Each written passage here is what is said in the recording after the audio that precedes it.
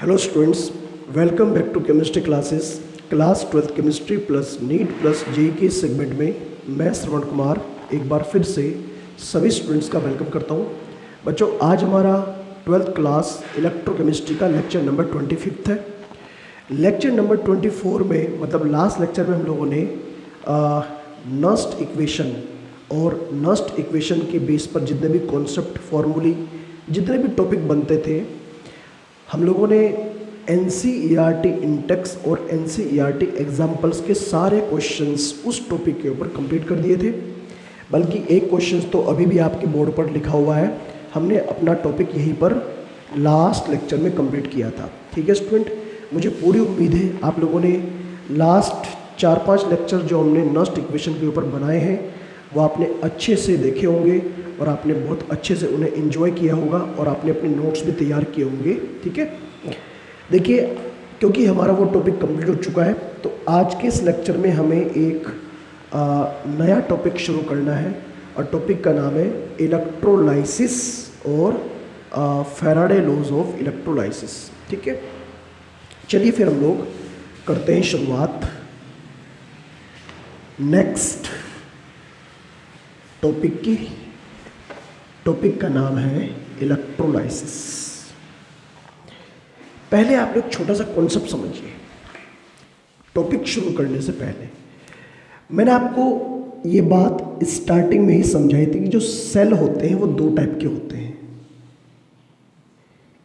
एक तो होते हैं इलेक्ट्रोकेमिकल सेल। इलेक्ट्रोकेमिकल सेल क्या होते हैं? जो केमिकल एनर्जी को कन्वर्ट करते हैं इलेक्ट्रिकल एनर्जी में। जो केमिकल एनर्जी को इलेक्ट्रिक एनर्जी में कन्वर्ट करते हैं, जो सेल हमने अभी पढ़े, मतलब जो इलेक्ट्रोलाइटिक सेल के ऊपर बेस्ड जो नस्ट इक्वेशन है वो उसी के ऊपर बेस्ड है। गैल्वेनिक सेल जो हमने पढ़ा वो एक इलेक्ट्रोकेमिकल सेल ही होता है। इलेक्ट्रोकेमिकल सेल की डिटेल हमारे सिलेबस में है, थ्योरेटिकल पार्ट है, वो भी आपको पढ़ाया जाएगा। डिफरेंट टाइप के सेल्स होते हैं, मेनली 2 कैटेगरी होती है, एक प्राइमरी सेल और एक सेकेंडरी सेल। प्राइमरी सेल वो होते हैं जो यूज़ एंड थ्रो वाले होते हैं, यूज़ किया और हमने फेंक दिया। और जो आपके इलेक्ट्रोलाइटिक सेल होते हैं, इलेक्ट्रोलाइटिक सेल वो सेकेंडरी टाइप के भी होते हैं, मतलब रिचार्जेबल भी होते हैं। उन्हें हम लोग बार बार चार्ज भी कर सकते हैं, जैसे इन्वर्टर का बैटरा। ठीक है, जो इन्वर्टर की बैटरी होती है हम लोग उसकी बात भी कर सकते हैं, या फिर जो हमारा मोबाइल फ़ोन के अंदर जो बैटरी होती है हम लोग उसकी भी बात कर सकते हैं। ठीक है, वो हम लोग अगेन एंड अगेन उसे हम लोग क्या कर सकते हैं, चार्ज भी कर सकते हैं। तो ये तो हुए इलेक्ट्रोलाइटिक सेल, इलेक्ट्रोकेमिकल सेल। और दूसरी कैटेगरी की जो सेल होती है उन्हें हम लोग बोलते हैं इलेक्ट्रोलाइटिक सेल। इलेक्ट्रोलाइटिक सेल क्या होते हैं? ऐसे सेल जो इलेक्ट्रिक एनर्जी को केमिकल एनर्जी में कन्वर्ट करते हैं, उन्हें हम लोग बोलते हैं इलेक्ट्रोलाइटिक सेल। देखो, ये तो हम लोग पढ़ चुके हैं।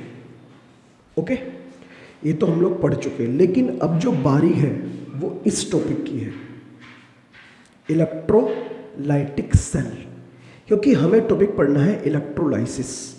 इलेक्ट्रोलाइसिस एक ऐसा फिनोमिना है कि जब किसी इलेक्ट्रोलाइटिक सॉल्यूशन में, इलेक्ट्रोलाइटिक सॉल्यूशंस उन्हें बोलते हैं कि जिन सॉल्यूशन में अगर किसी सॉल्यूट को ऐड करें तो वो अपने आयंस में टूट जाए, उन्हें बोलते हैं इलेक्ट्रोलाइटिक सॉल्यूशन। वो तो पता ही आपको क्या होते हैं कि जब किसी इलेक्ट्रोलाइटिक सॉल्यूशन में हम लोग करंट पास करते हैं तो एनोड और कैथोड पर हमें डिफरेंट सब्सटेंस ऑब्टेन्ड होते हैं, मतलब इलेक्ट्रिक करंट की वजह से हमें अलग अलग तरह के केमिकल ऑब्टेन्ड होते हैं। ये फिनोमिना कहलाता है इलेक्ट्रोलाइसिस। ओके, और इसके लिए एनोड कैथोड पर जो डिपॉजिट सब्सटेंस है, जो amount of substance anode cathode पर डिपॉजिट है, उसके बेस पर हमें क्या समझना है? उसके बेस पर ये समझना है कि कितना अमाउंट कैथोड पर मिलेगा और कितना अमाउंट एनोड पर हमें मिलेगा। ये हम लोग उसी के बेस पर समझेंगे। तो ये मुझे थोड़ा सा आपको इंट्रोड्यूस करना था इस चीज़ से। मतलब कहने का, जो सेल केमिकल एनर्जी को इलेक्ट्रिसिटी में कन्वर्ट करते हैं वो तो हम लोग पढ़ चुके हैं। गैल्वेनिक सेल उनका एक बेस्ट एग्जाम्पल था। बाकी इनके जो कमर्शियल सेल होते हैं, जो इनके एग्जाम्पल्स हैं, प्राइमरी सेल, सेकेंडरी सेल, वो बाद में पढ़ेंगे। अभी जो एक टाइप बचता है सेल्स का वो है इलेक्ट्रोलाइटिक सेल। लेकिन पहले मैं ये पढ़ लूँ what is the meaning of electrolysis. ठीक है, देखिए स्टूडेंट, हेडिंग और जो नया टॉपिक है उसमें लिखेंगे आप लोग इलेक्ट्रोलाइसिस। देखिए इलेक्ट्रोलाइसिस एक ऐसा फिनोमिना है कि जब इलेक्ट्रोलाइटिक सॉल्यूशन में इलेक्ट्रिसिटी पास की जाती है तो वो जो इलेक्ट्रोलाइट्स है उसके कंपोनेंट्स, उसके जो कैटायन और एनायन है उसके कंपोनेंट्स वो एनोड और कैथोड पर ऑब्टेन्ड होते हैं। ठीक है, तो क्या लिखे इसके अंदर, when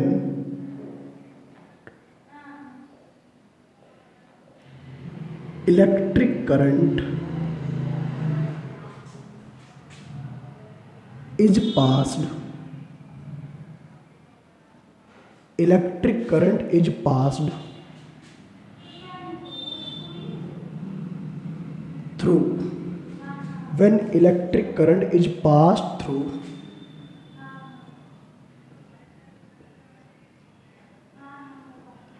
electrolytic solution,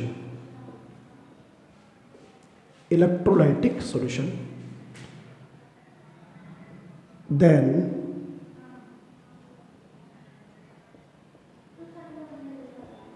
components of electrolytes. अब इलेक्ट्रोलाइट्स के कंपोनेंट कौन कौन से होते हैं? इलेक्ट्रोलाइट्स के कंपोनेंट्स होते हैं that is cations and anions. ठीक है, ये ठीक है। तो components of electrolytes are deposited on electrode,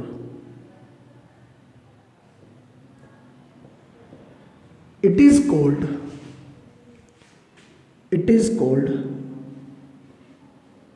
electrolysis। ठीक है, हमें इलेक्ट्रोड पर वो जो इलेक्ट्रोलाइट है उसके कंपोनेंट ऑब्टेन हो जाते हैं। अब ये जो फिनोमिना है, इस फिनोमिना में केमिकल एनर्जी को, इलेक्ट्रिक एनर्जी को केमिकल एनर्जी में कन्वर्ट किया जा रहा है, क्योंकि जब करंट पास कर रहे हैं तो हमें नए नए केमिकल ऑब्टेन हो रहे हैं। लिख सकते हैं इन this process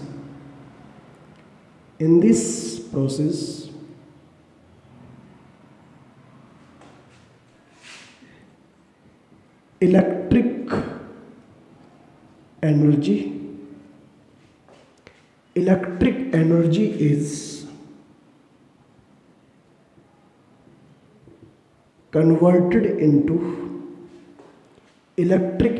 is converted into chemical energy।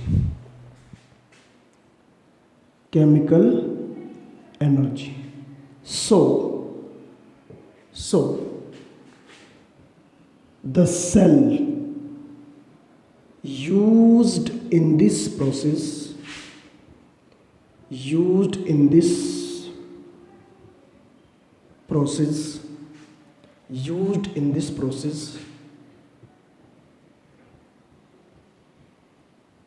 is known as,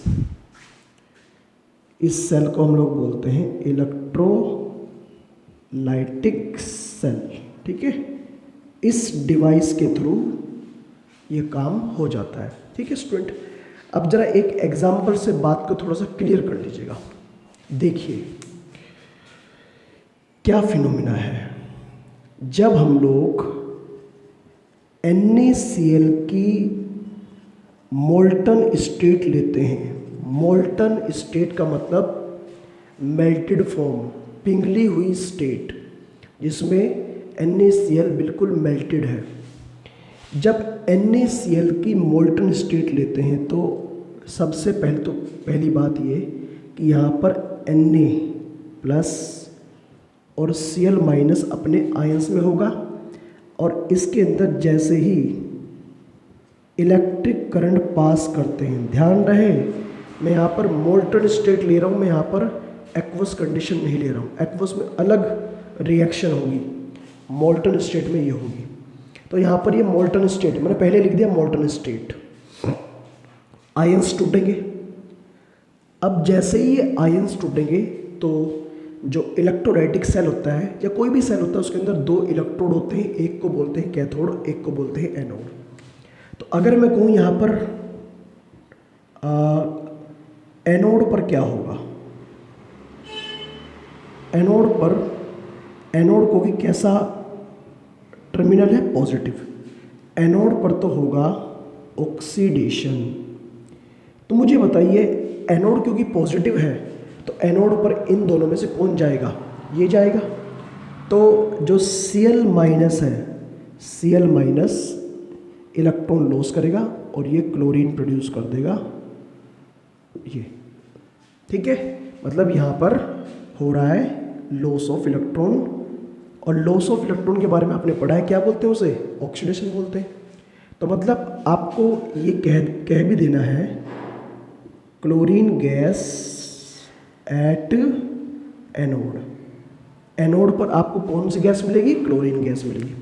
इसी तरह अगर मैं पूछूं आपसे कैथोड पर क्या होगा, देखिए कैथोड जो है वो निगेटिव है, तो कैथोड पर होगा रिडक्शन। कैसे होगा, क्योंकि कैथोड निगेटिव है तो कैथोड पर कौन जाएगा, पॉजिटिव।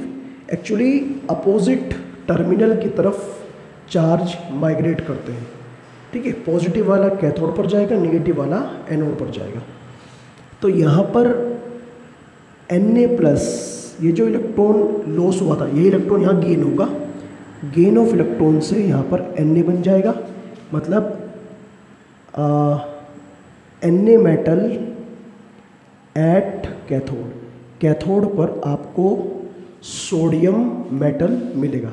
क्योंकि नए नए केमिकल हमें ऑब्टेन हो रहे हैं इस प्रोसेस के थ्रू, इसीलिए इस प्रोसेस में इलेक्ट्रिक करंट को केमिकल एनर्जी में कन्वर्ट किया जा रहा है स्टूडेंट, ठीक है स्टूडेंट।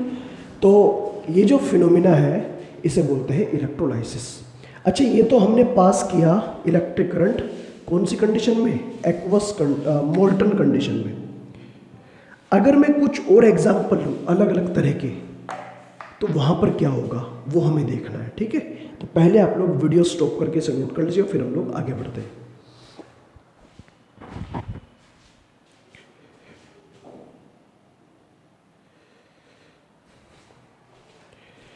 ओके, उम्मीद है आप लोगों ने यहाँ तक का पोर्शन नोट किया होगा। अब मैं इलेक्ट्रोलाइसिस जो प्रोसेस है उसके कुछ और एग्जाम्पल आपके सामने डिस्कस करना चाहता हूँ। देखते हैं उन एग्जाम्पल्स में क्या कॉन्सेप्ट छिपा हुआ है।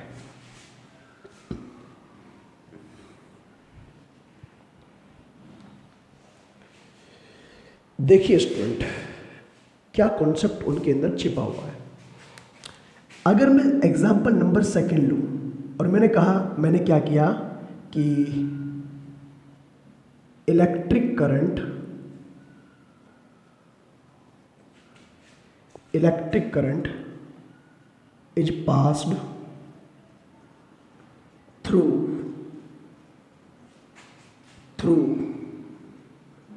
Aqueous NaCl। एक्वस वर्ड जब भी कहीं पर आता है तो उसका मतलब होता है कि वो जो सोल्यूट है वो वाटर के अंदर डिसॉल्व है। देखिए, जब एक्वस NaCl में करंट पास होगा, अच्छा एक तो एक्वस NaCl को हम लोग क्या बोलते हैं, आपने पढ़ा होगा 10th क्लास में, ब्राइन सॉल्यूशन बोलते हैं, ठीक है। आपने शायद सुना हो क्लोर एल्कली प्रोसेस, ठीक है, वो ही प्रोसेस यहाँ पर मैं पढ़ा रहा हूँ आपको। तो इसके अंदर क्या होगा, NaCl एक्वस है तो NaCl डिसोसिएट होगा Na प्लस एक्वस और Cl माइनस एक्वस। ठीक है, यहाँ पर हम लोग इलेक्ट्रिसिटी पास कर रहे हैं, इलेक्ट्रिक करंट। इस रिएक्शन में एक काम और होना है, क्योंकि NaCl इस बार वाटर के अंदर डिसॉल्व है, और क्योंकि वाटर भी एक वीक इलेक्ट्रोलाइट है, तो यहाँ पर कुछ वाटर के मॉलिक्यूल भी डिसोसिएट होंगे NaCl के साथ। तो यहाँ पर H2O भी काम करेगा इलेक्ट्रोलाइट की तरह, और ये भी अपने आयंस में टूटेगा। H2O टूटेगा OH माइनस एक्वस और H प्लस एक्वस, ये बनाएगा। ठीक, अब इस रिएक्शन में ये दोनों के दोनों आयंस, ये दोनों कंपोनेंट आपस में मिल जाते हैं, कंबाइन कर जाते हैं, और दोनों के दोनों आयंस कंबाइन करके ये प्रोड्यूस करते हैं NaOH। ठीक है, क्या बनाते हैं? NaOH, caustic soda. आपको याद होगा 10th क्लास में या फिर 11th क्लास में भी आप लोगों ने जो NaOH बनाने का जो मेथड पढ़ा होगा, उसके अंदर यही है, इसे बोलते हैं क्लोर एल्कली प्रोसेस। जब एक्वस NaCl में करंट पास करते हैं तो 3 प्रोडक्ट बनते हैं।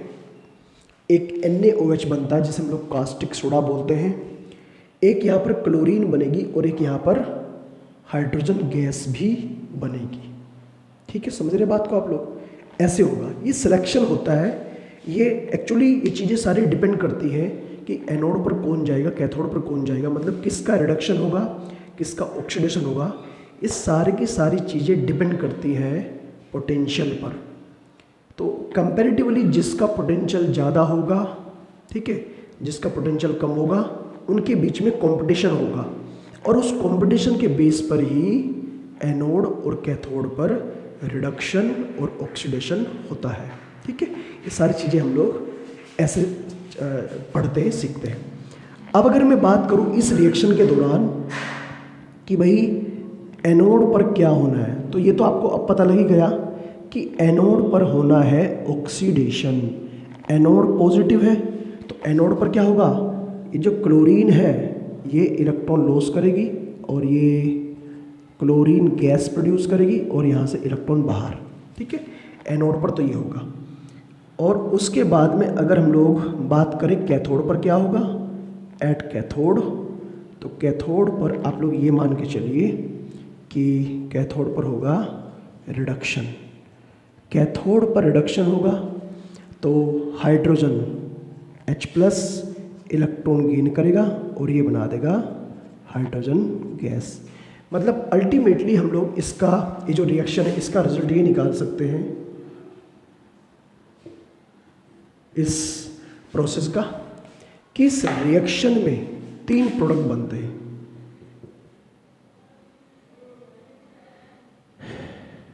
This process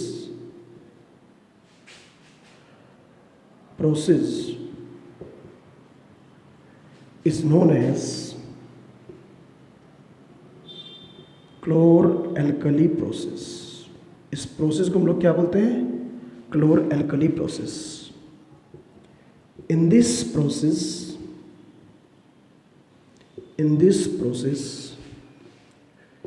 3 products are obtained at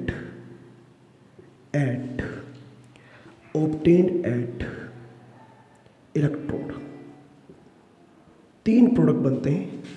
number 1 NaOH, number 2 chlorine gas, और नंबर 3 हाइड्रोजन गैस।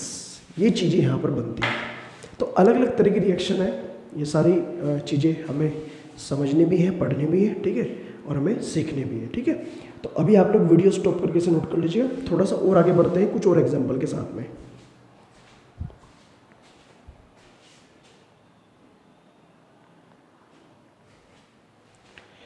चलिए, कुछ एक दो एग्जाम्पल्स और डिस्कस करेंगे,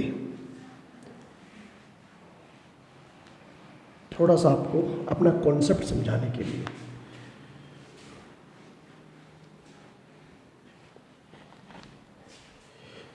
देखिए स्टूडेंट, अगर मैं आपसे कहूँ यहाँ पर एग्जाम्पल नंबर 3 ले रहा हूँ, मैं कर रहा हूँ इलेक्ट्रोलाइसिस ऑफ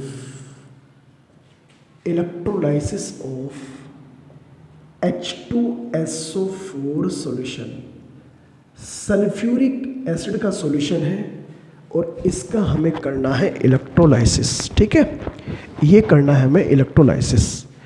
तो सल्फ्यूरिक एसिड जब एक्वस कंडीशन में होगा तो सबसे पहली बात तो ये प्रोड्यूस करेगा 2 times H plus aqueous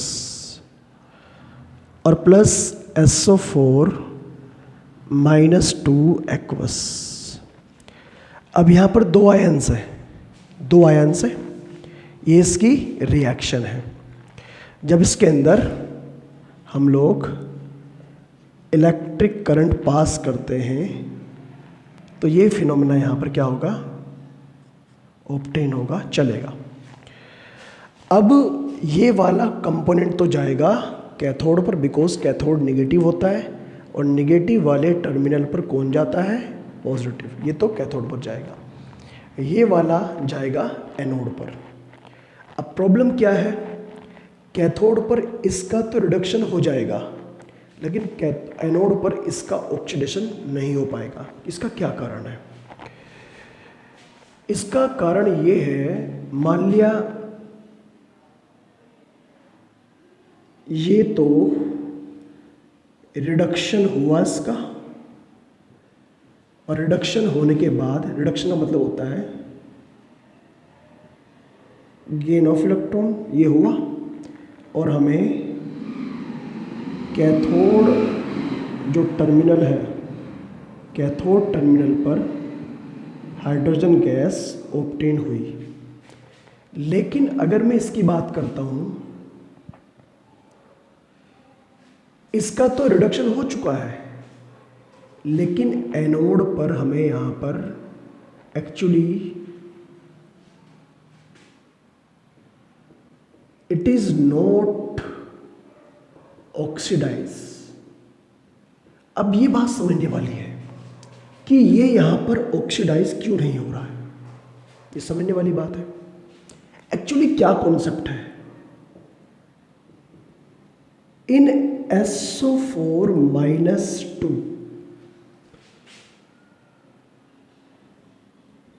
sulfur atom exist in +6 oxidation state. जो सल्फर एटम है वो +6 ऑक्सीडेशन स्टेट में प्रेजेंट है।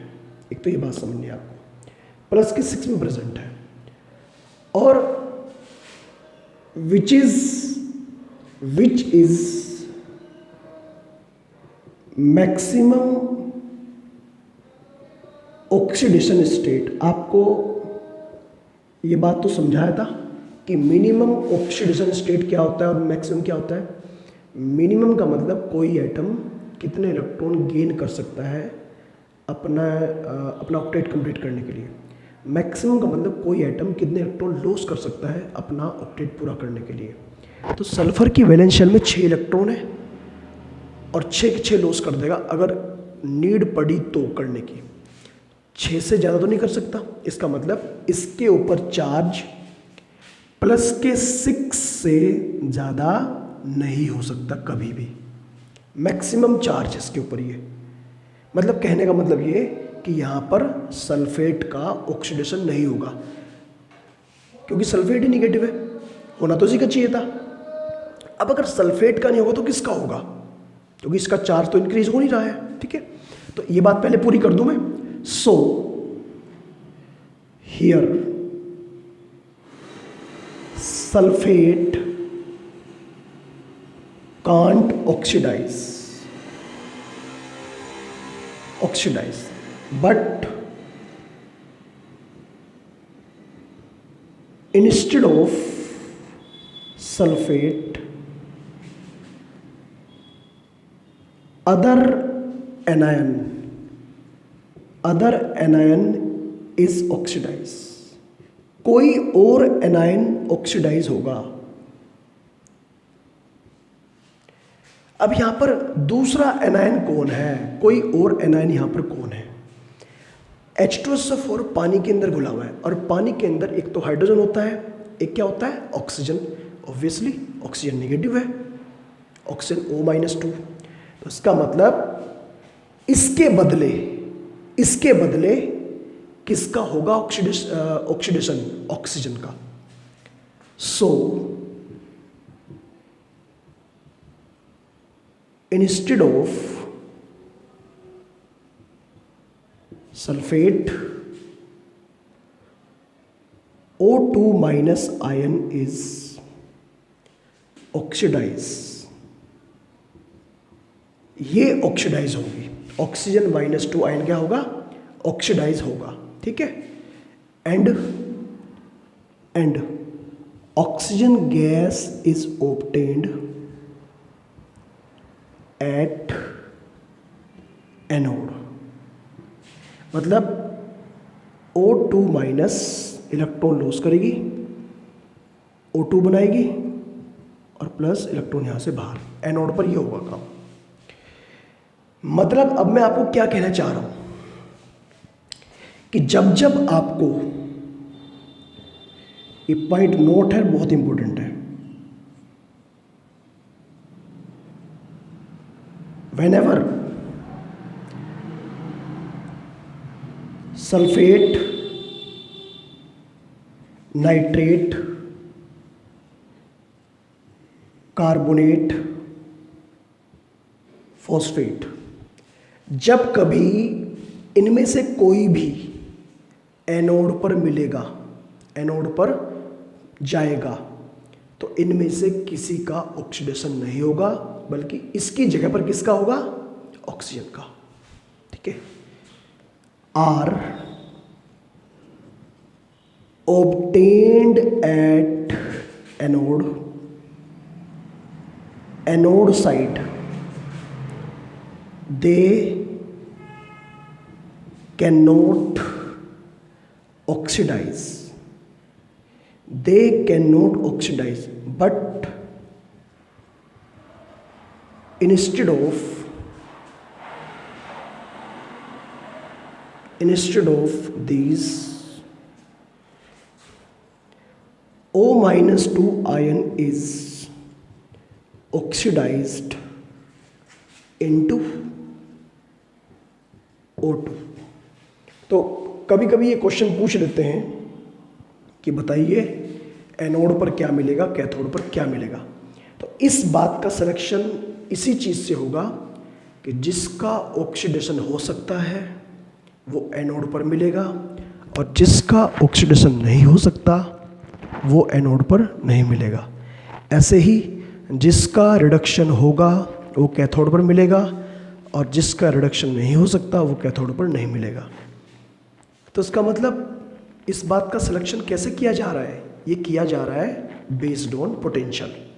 जैसे दो सब्सटेंस है और इनके बीच में कंपटीशन है कि इसका ऑक्सीडेशन पोटेंशियल ज़्यादा है, इसका ऑक्सीडेशन पोटेंशियल कम है। तो जिसका ऑक्सीडेशन पोटेंशियल ज़्यादा है कंपैरेटिवली, उसका तो हो जाएगा ऑक्सीडेशन, दूसरे वाले का ऑक्सीडेशन नहीं होगा। ये बात आपको हमेशा ध्यान रखनी है।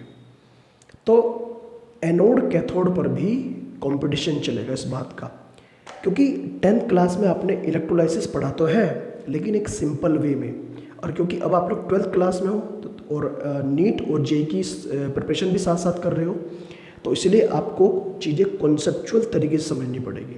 ठीक है। अगर ये कॉन्सेप्ट किसी बच्चे की समझ में अब भी नहीं आया तो वो मुझसे बात कर सकता है। ठीक है, मैं फिर दोबारा समझाऊंगा, लेकिन कॉन्सेप्ट बहुत इंपॉर्टेंट है और समझने वाला है। ठीक है स्टूडेंट, वीडियो स्टॉप करके आप लोग ये एग्जाम्पल नंबर थोड़ा नोट करिए। ऐसे नोट करेंगे, पहले ये, फिर ये पोर्शन, और फिर सबसे नीचे ये पोर्शन नोट करेंगे। ठीक है, करिए नोट।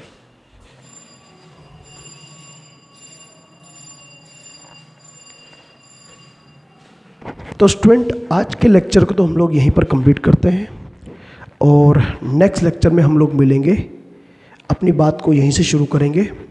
हमने आपको ये समझा दिया कि what is the meaning of electrolysis, electrolysis क्या होता है, इलेक्ट्रोलाइटिक सेल क्या होते हैं, और इलेक्ट्रोलाइसिस के बाद जो एनोड कैथोड पर ऑब्टेन होने वाले प्रोडक्ट हैं वो कैसे कैसे हम लोग सेलेक्ट करते हैं। ठीक है, अब हमें नेक्स्ट लेक्चर में शुरू करना है टॉपिक, मतलब इसी का पार्ट है फैराडे लॉज ऑफ इलेक्ट्रोलाइसिस। मतलब जो फैराडे लॉज हैं उनके according amount of substance obtained at anode and cathode कैसे कैसे हम लोग कैलकुलेट करते हैं।